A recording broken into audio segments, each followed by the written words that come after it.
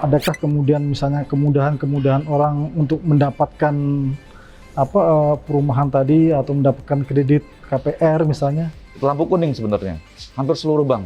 Jadi itu artinya gini, mana kita lihat dulu developer ini punya histori bagus gak? Kedepannya gimana prosesnya? Nah, mereka kalau beli di Kota Pontianak, ya kan tentu berat. Nah, kami selaku developer melihat kita pun bukan nggak mampu bangun, tapi pembelinya siapa? Salah satunya dampak dari pandemi ini, karena dampaknya meluas ya.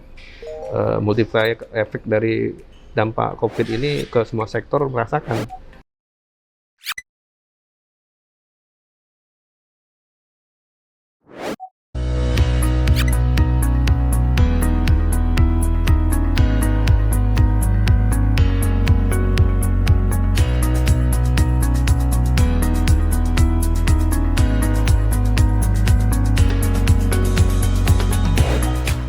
Selamat siang pemirsa Insight Pontianak dimanapun Anda berada.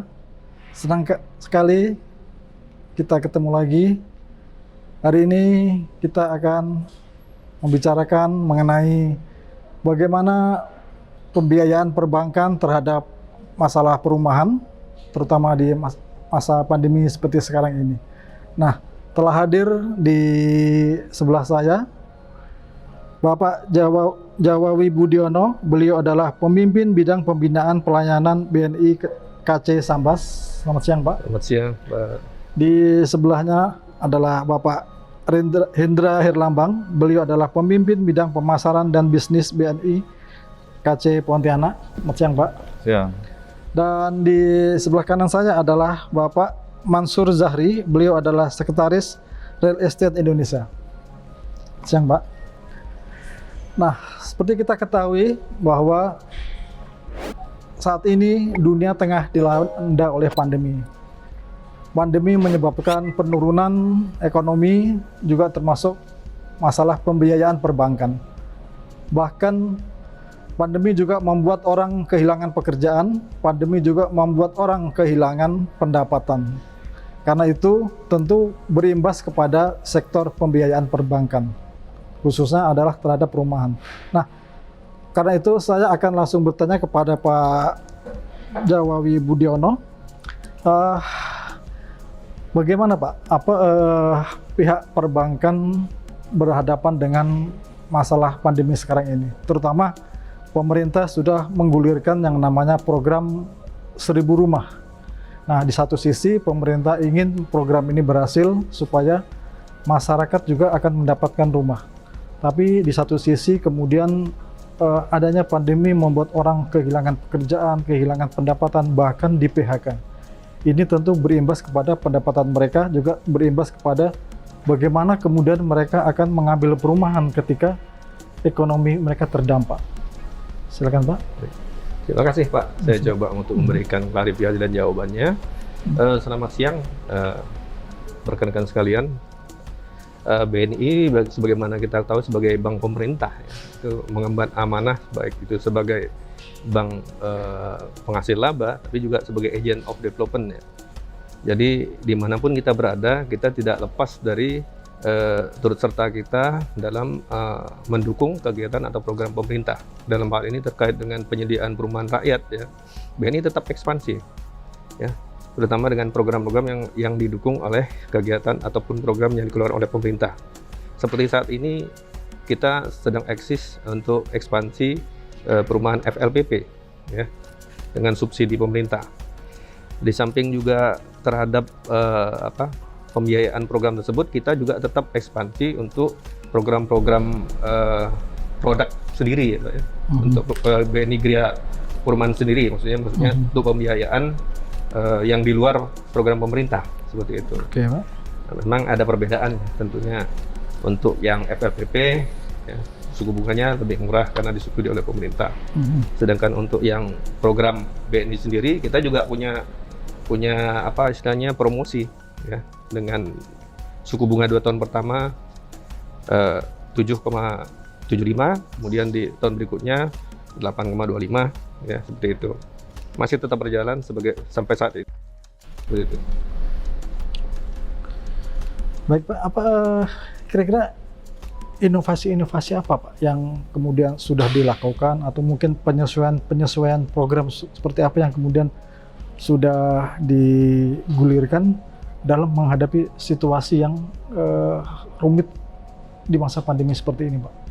Kira-kira apakah kemudian juga ada penurunan suku bunga seperti apa misalnya?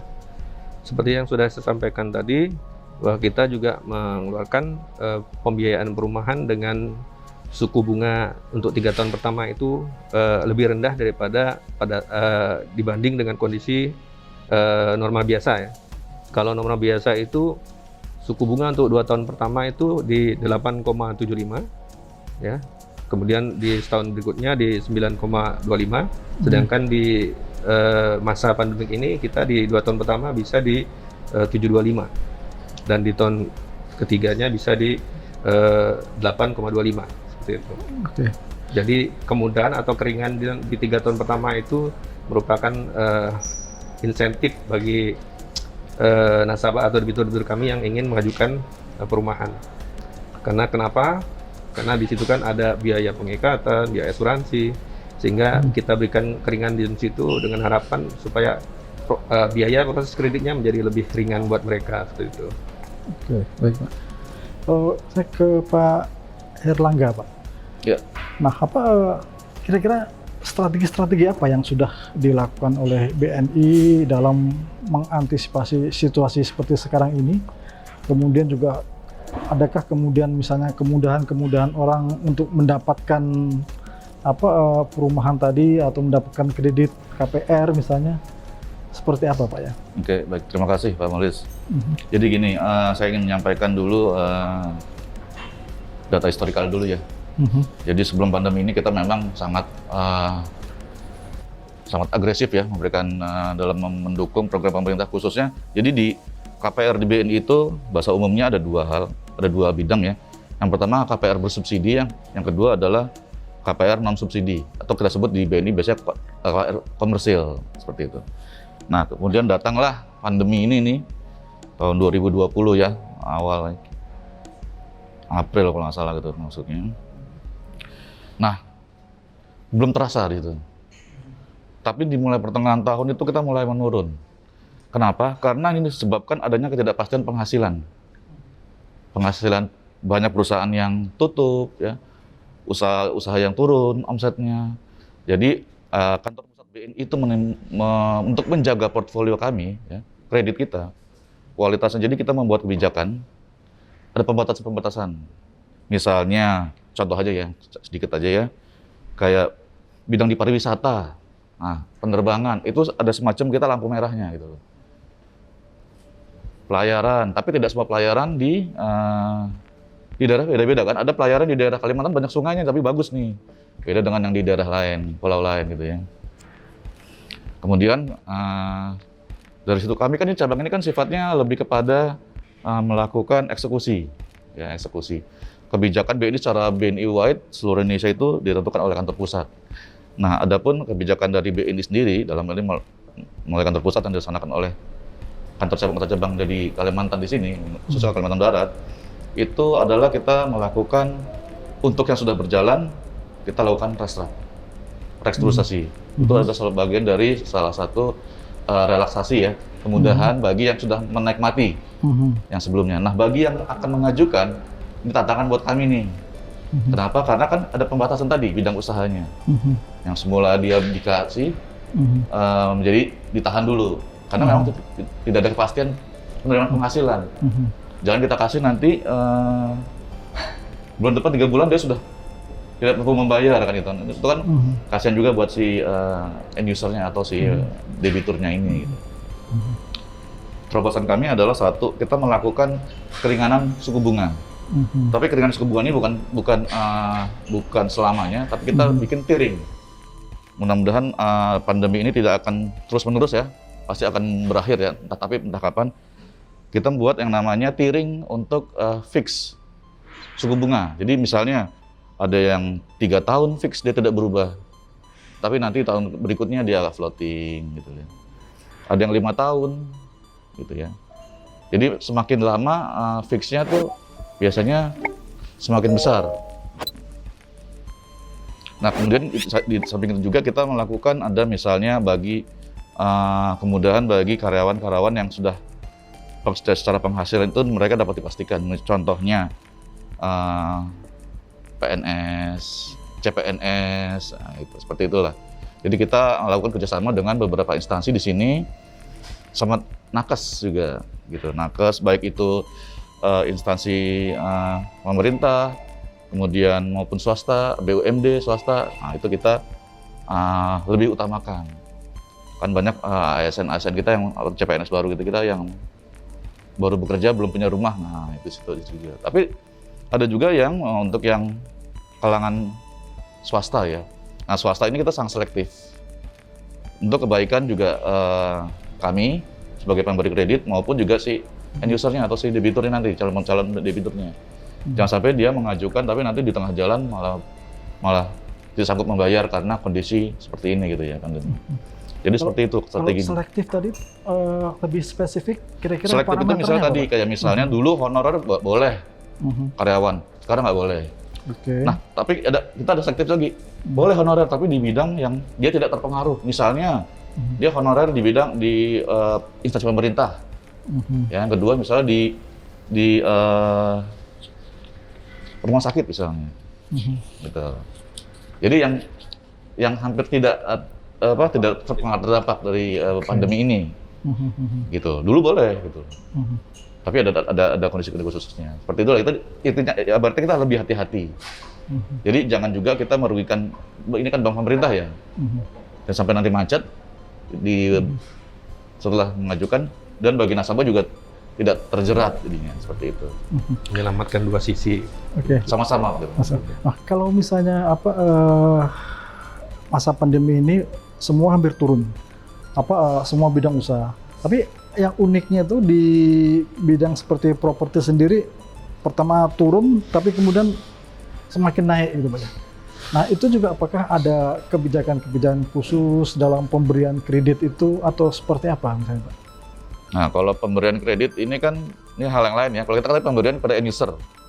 Nah, ini kita pemberian kredit langsung kepada developernya ya berarti ya. Nah, kalau pemberian kredit pada developernya itu memang lampu kuning sebenarnya. Hampir seluruh bank. Jadi itu artinya gini, mana kita lihat dulu developer ini punya historinya bagus gak? Kedepannya gimana prosesnya gitu.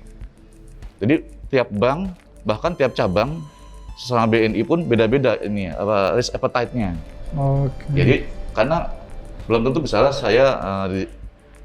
saya kan nggak tahu kondisi di BNI cabang lain ya, di BNI kota lain gitu kan, kondisi seperti apa di sana. Jadi yang lebih tahu mungkin di BNI cabang kota tersebut. Jadi ya beda pasti ininya, risk appetite-nya. Artinya kehati-hatian pun beda setiap orang. Tapi tetap ada pagernya, ada checklist-nya. Oh ini oke. Dia memenuhi syarat ini ada, jadi kita tetap ada checklist. Tapi pertumbuhan pemberian kredit di bidang properti sendiri semakin naik atau seperti apa Pak? Misalnya di kuartal pertama misalnya, atau kemudian kuartal kedua ini misalnya, apakah kemudian bisa dilihat trennya gitu Pak? Jauh ini ada yang bagus, ya. Tapi ada juga yang stuck, ada juga yang dia turun. Oke. Jadi beda-beda makanya. Gitu. Tergantung Oke. manajemen di sananya di perusahaan developernya. Oke, baik Pak. Saya pindah ke Pak Zuhri misalnya Pak. Nah, seperti kita sudah dengar tadi Pak, saat ini ya semua mengalami dampak terhadap pandemi segala macam. Nah, juga bagaimana kemudian teman-teman di RAI itu menyikapi masalah itu gitu Pak? Bagaimana kemudian mempertahankan kinerja dari perusahaan, juga kemudian juga melakukan ekspansi pemasaran maupun terus kemudian apa yang kemudian sudah dilakukan? Oke. Sebelumnya terima kasih kepada Insel Pontianak yang telah memberikan waktu kepada kami DPD RAI dalam memberikan masukan ataupun nanti kita diskusi begitu. Bagi kita developer ya kan hampir terutama di RAI ini ada sekitar 161, sedangkan yang bergerak di FLPP itu 83 dengan penyebaran di 131 proyek begitu. Nah, pada tahun 2020 kita masih bisa terrealisasi 3.500 2020. Nah, sedangkan di 2021 ini kuartal pertama kita hampir di angka dari rencana kita dari 6.000, rencana kita 6.000 itu baru terrealisasi sampai ini baru 2.500 begitu. Nah, kenapa misalnya FLPP sekarang mau tidak mau kawan-kawan tadi yang bergerak di komersil sudah mulai agak turun nih grade-nya karena mempertahankan bisnisnya tadi. Nah, sampai hari ini kawan-kawan yang penting jalan. Untung sudah mulai tidak terlalu dipikirkan karena sirkulasinya kan penting bagi kita perusahaan. Jadi kalau kami menyebutnya adalah mengurangi keuntungan gitu. Itu salah satu strategi kita di dalam terus supaya tetap jalan. Memadatkan pertumbuhan. Iya, kalau kita menggunakan fase sebelum pandemik, ya kita punya keuntungan sampai berapa 20-30%. Sekarang kita 10% sudah lumayan sudah. Yang penting kita jalan begitu. Nah makanya, nah inilah kita peminat rumah kebetulan di FLP ini sangat tinggi. Ya kan menurut kemarin walaupun Pak Kabid pernah bicara di sana pernah backlognya untuk Kalbar ini sangat tinggi, 300.000 per tahun begitu. Nah ya, walaupun dibilang masih sedikit, tapi rata-rata begitu. Nah makanya peminatnya sekarang sebenarnya FLPP ini sangat banyak begitu, sehingga kami dari PLPP mendorong kawan-kawan ya kan untuk bisa banyak bekerja sama dengan perbankan, ya kan, terutama dengan BNI, BTN, ya kan, kemudian BUMN lain begitu yang telah menyiapkan FLPP begitu. Nah bahkan hitungan kemarin dari 19 triliun yang dianggarkan negara itu prediksi kita bulan Agustus sudah habis. Ya, bulan Agustus sudah habis dan kita bahkan asosiasi meminta kepada pemerintah untuk menambah anggaran itu agar produksi ini jalan terus, produksi rumah LPP, karena ada 177 turunan yang terlibat, mulai dari tukang, orang besi, jual semen. Nah kan turunan itu Pak, akhirnya dia produksi sehingga kenapa sangat antusiasnya pemerintah terhadap ini, karena dianggap padat karya akhirnya begitu. Tanpa salah ini padat karya terlalu banyak fungsinya sekali turunannya, ya kan, tukang punya anak sudah berapa begitu di masa pandemi hari ini begitu, di mana banyaknya. Nah kita selaku pemilik bagaimana melihat karena banyaknya juga ya kan orang menikah, pemilih yang baru bekerja dan sebagainya, walaupun kan di Kalbar nih Pak bekerja perusahaan sawit itu kan masih banyak ya kan, sawit lagi bagus-bagusnya begitu, mereka juga kadang-kadang kepengen juga memiliki rumah ya kan, dia di kebun jauh, dia juga ingin tinggal di kota yang dekat fasilitas pendidikan, bapaknya bekerja sana, istrinya di sini begitu. Nah itu kan kita juga anggap itu merupakan satu user bagi kami di dalam konsumen yang bisa membeli perumahan kita. Nah jadi selama ini kita untuk FLP kami bergeraknya banyak, tetapi tidak semua juga ada bagus, ada juga yang tadi ada yang stabil, rata-rata kita stabil saja dulu ya kan, saking banyaknya juga perumahan proyek yang tahun sebelum pandemi kan begitu banyak nih orang membangun, tiba-tiba pandemi drop, itu sudah kacau balau. Akhirnya apa yang terjadi, kita sudah ini udah deh, kita penting bertahan ya, menurunin keuntungan saja begitu, semuanya kita turunin, fasilitas apa yang bisa kita berikan kepada konsumen kita kasih begitu, sehingga konsumen lebih tertarik dan mudah di dalam mengambil rumahnya begitu. Nah, selain itu tadi membuat insentif tadi gitu banyak. Nah, kira-kira bagaimana sih sinergi yang kemudian sudah dilakukan oleh pihak perbankan dengan REI sendiri misalnya? Apa yang kemudahan yang diberikan, apalagi mengingat sekarang ini masa pandemi, atau kemudian ada mungkin semacam ini khusus misalnya, kebijakan khusus ada nggak kemudian sudah didapatkan Ya, kalau kita begini, pihak perbankan. kalau kemudian tentu kita minta kepada perbankan, tentu perbankan juga dengan polanya, dengan caranya punya sistem SOP-nya masing-masing kan mereka, dalam rangka juga mereka kan juga diperiksa ketika salah kan, bagaimana mengejar target sudah tercapai, kalau macet dikejar juga kenapa macet begitu. Ya.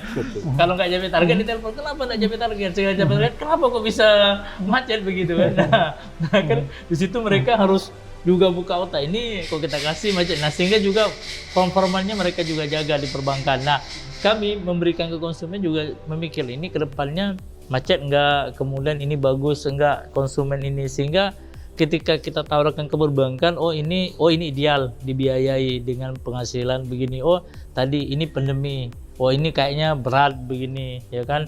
Dulu misalnya pekerjaan-pekerjaan di lingkungan bandara begitu favorit begitu, tiba-tiba tidak terlalu jadi favorit begitu, ya kan?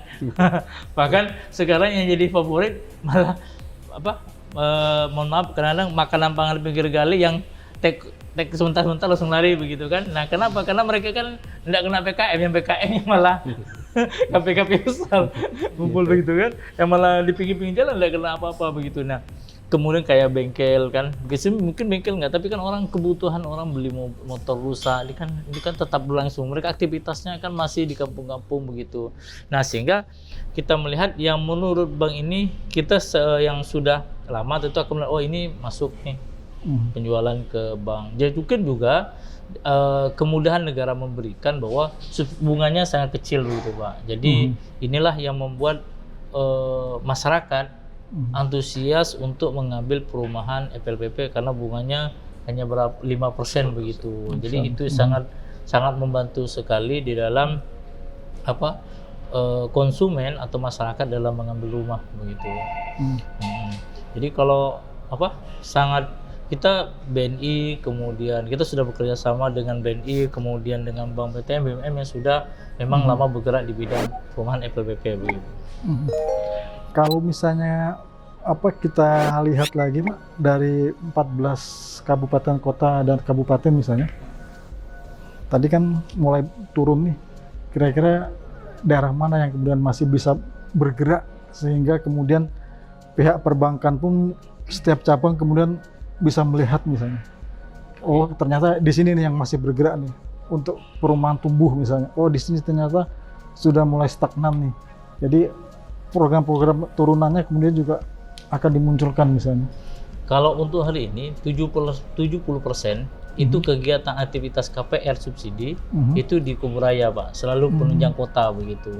Nah seperti misal kalau di Sambas itu aja penunjang sementara karena memang tidak terlalu banyak juga, bukan tidak banyak, mungkin cara pikir masyarakat, oh lama 20 tahun, oh lama 15 tahun begitu. Padahal dia nunggu 15 tahun juga nggak punya rumah begitu kan.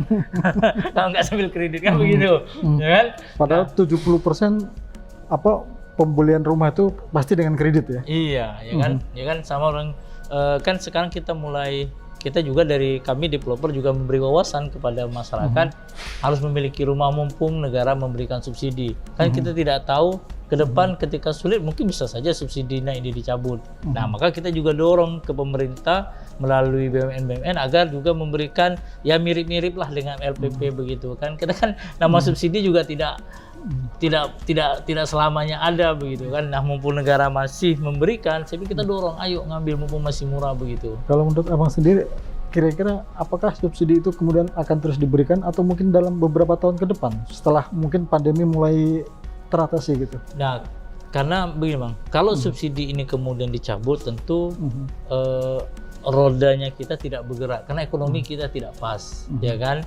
Tidak pas, hanya mungkin subsidinya yang misalnya dari subsidi yang tadinya 20 tahun, nah menjadi 10 tahun saja.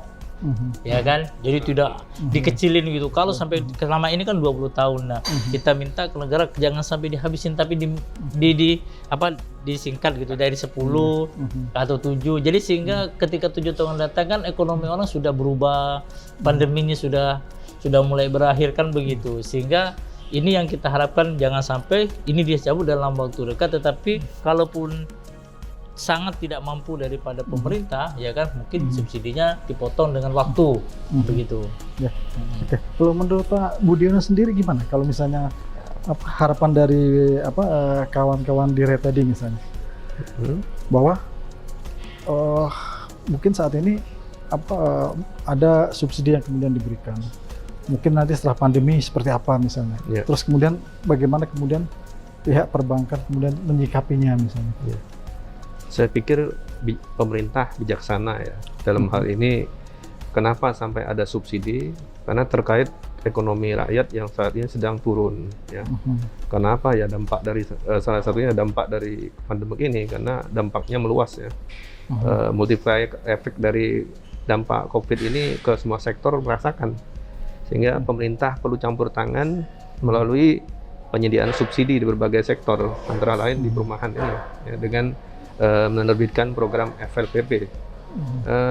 Selama menurut saya dampak COVID masih besar, saya pikir pemerintah sekuat tenaga akan tetap memberikan subsidi, cuman mungkin jumlahnya yang akan dikontrol sesuai dengan keuangan negara, seperti itu. Tidak mungkin sekaligus langsung dicabut kalaupun pemerintah sudah merasa keberatan dalam hal ini untuk memikul biaya subsidi tadi. Tapi pemerintah saya pikir tetap bijaksana memperhatikan rakyatnya, karena sektor perumahan ini kan termasuk primer ya. Jadi biar bagaimanapun tadi sudah disampaikan dari teman Ray bahwa efek atau multiplier efek dari sektor properti ini sangat luas ya, menumbuhkan ekonomi-ekonomi yang lain, kegiatan-kegiatan ekonomi yang lain. Harapan kita sebagai pelaku di perbankan ini ya tetap mendukung berjalannya program pemerintah ini sampai dimanapun gitu, seperti itu. Baik Pak. Nah, baik ke Pak Erlangga Pak. Ya, saya nambahin ya. Pak Jawawi ya. Jadi kenapa ada subsidi, KPR subsidi itu adalah program pemerintah. Karena memang latar belakangnya yang saya tahu gitu ya. Banyak yang kalangan berpenghasilan rendah itu tidak punya memiliki rumah. Mohon maaf kayak misalnya dia kasir di perusahaan di swalaya, susah kalau mau ngambil kredit yang komersil ya, non subsidi itu susah, persyaratan banyak sekali. Kemudian mungkin dia wira swasta yang warung gitu ya, tapi bagus, tapi dia nggak mampu beli rumah itu. Jadi maka diturunkan adalah KPR bersubsidi ini. Itu untuk membantu masyarakat berpenghasilan menengah ke bawah. Jadi sebenarnya subsidi ini menurut saya ini adalah trigger untuk pembangunan. Kenapa? Dengan adanya subsidi ini, masyarakat yang di kalangan bawah mampu beli rumah.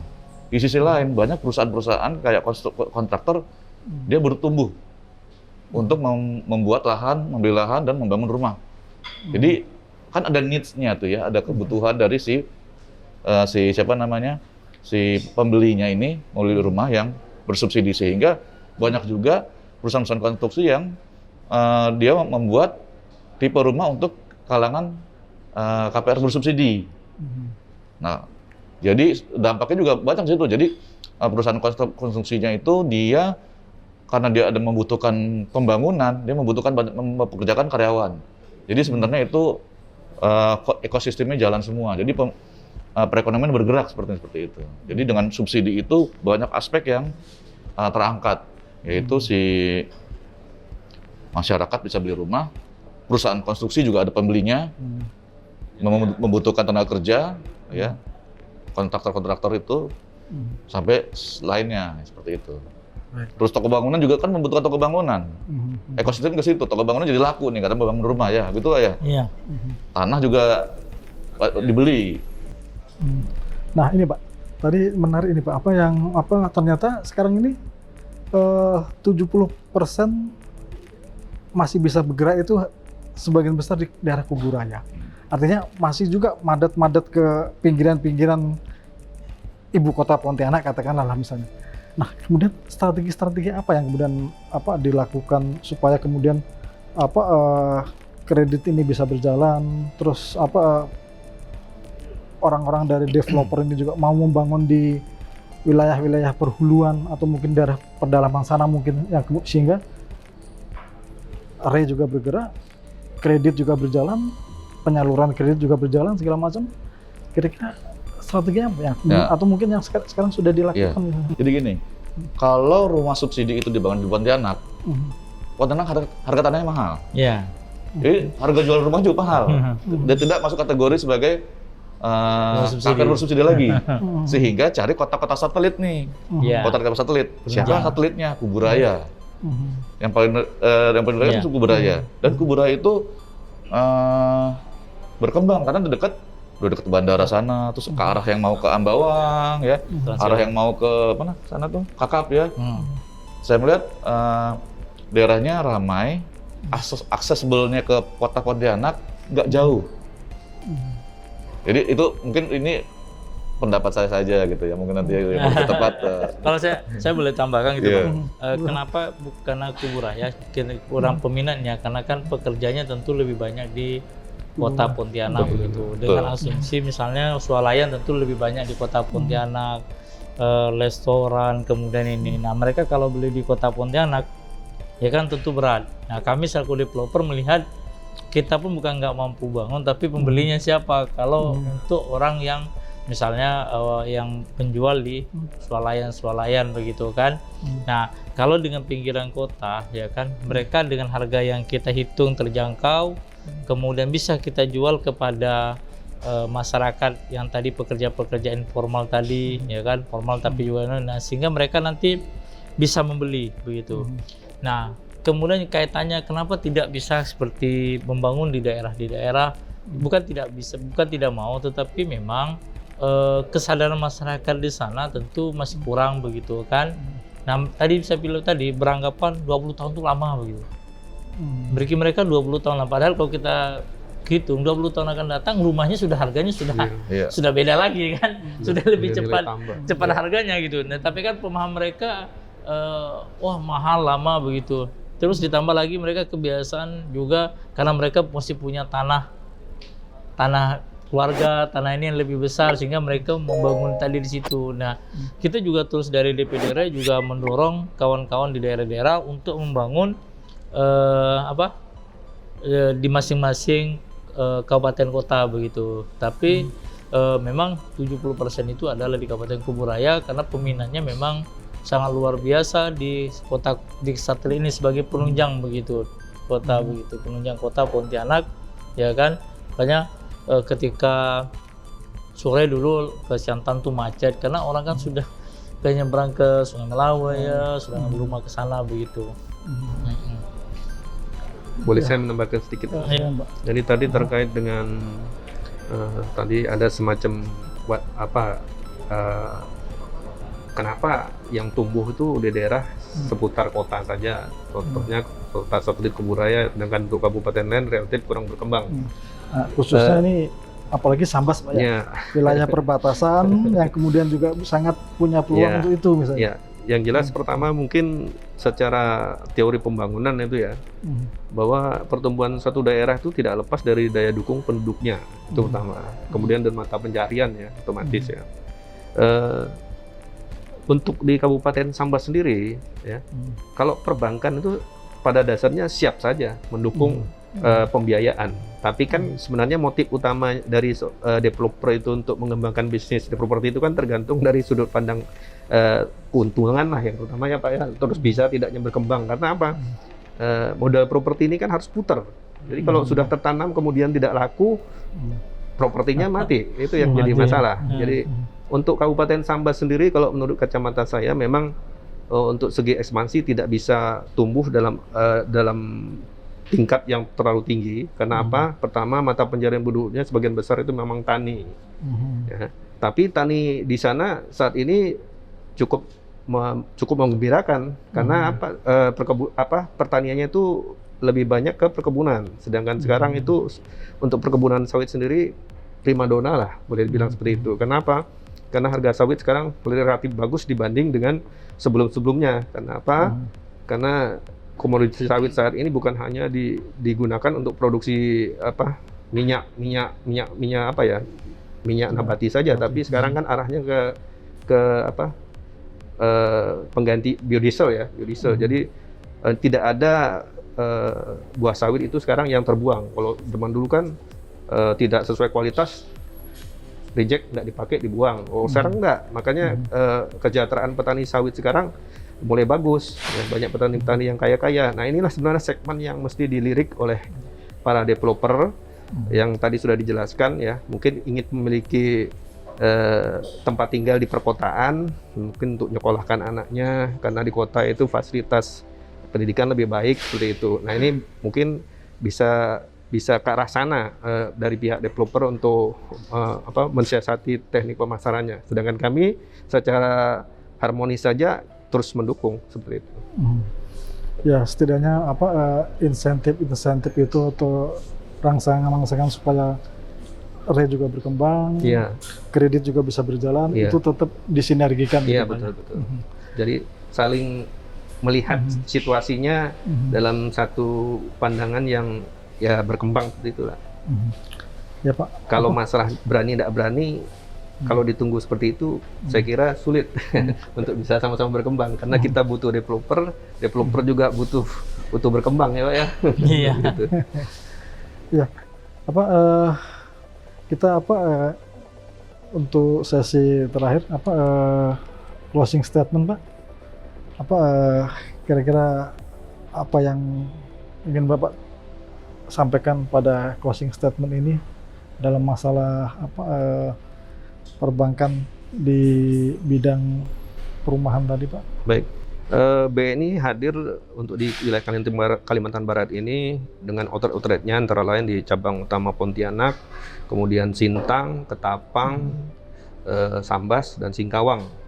Semuanya memiliki produk khusus untuk mendukung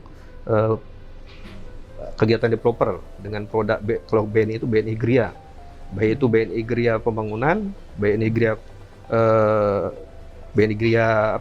Multiguna, dan BNI Gria Konstruksi ya Pak ya. Jadi silahkan dimanfaatkan kehadiran kami untuk mendukung pengembangan properti di wilayah Kalimantan Barat. Seperti itu.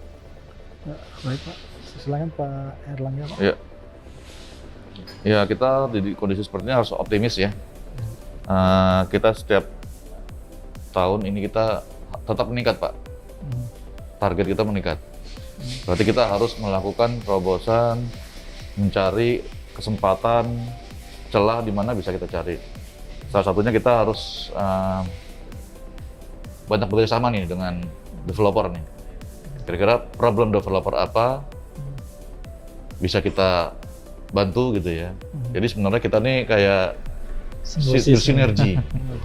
Kami tidak ingin ada developer yang jatuh gitu ya, kayak. Karena kita juga membutuhkan developer untuk dalam rangka penyaluran KPR gitu. Jadi mudah-mudahan sih kami berharap lebih kita berkomunikasi lagi lebih intens dengan developer ya, kerjasama bagaimana ini, karena kelangsungan developer juga adalah pembiayaan yang pengajuan kredit KPR yang diajukan melalui perbankan seperti itu, khususnya BNI. Jadi kita perlu adanya kerjasama ya, komunikasi, apa nih permasalahannya, ininya. Saya sering gitu, kami sering seperti itu, pendekatan dengan developernya. Tetap optimis lah kita, dan tetap kita mengikuti aturan yang ada di BNI ya, kebijakan-kebijakan terbarunya. Memang beberapa di sini kita ada yang sudah dibuka perannya untuk beberapa, tapi itu memang butuh eskalasi keputusannya. Tetapi sudah dibuka itu kerannya, jadi saya harap ini kita udah mulai membaik ya kondisinya ya. Walaupun belakangan ini agak kurang, kasus ini pandemi lagi tinggi-tinggi lagi gitu seperti itu ya. Kami harap sih untuk kedepannya bisa lebih baik lagi, kita bisa berdampingan, bukan melawan tapi itu berdampingan ya dengan pandemi ini, tetap jalan, nggak terhenti sih, itu aja sih. Ya, baik Pak. Pak Mansur sendiri Pak. Ya, closing statement saya kepada BNI, kita berharap terus mendukung, ya kan, terus mendukung kegiatan kami, ya kan. Kita kepengen lebih cepat, lebih mudah, ya kan, akan lebih baik dan lebih bagus begitu. Kemudian kita optimis walaupun masa pandemi sekalipun, karena semenjak kemudahan yang diberikan oleh negara kepada user, kemudian yang disampaikan kepada kita juga, ya kan, ditambah lagi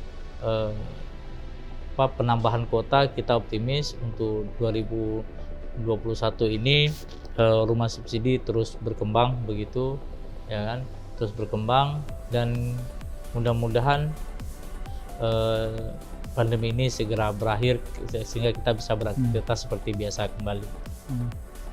Demikianlah pemirsa Inside Talk dimanapun Anda berada.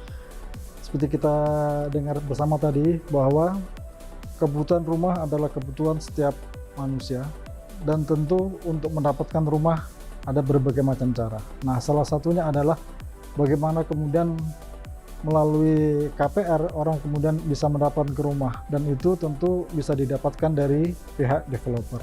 Nah, developer sendiri tentu juga butuh bantuan kerjasama bisnis maupun pembiayaan dari pihak perbankan.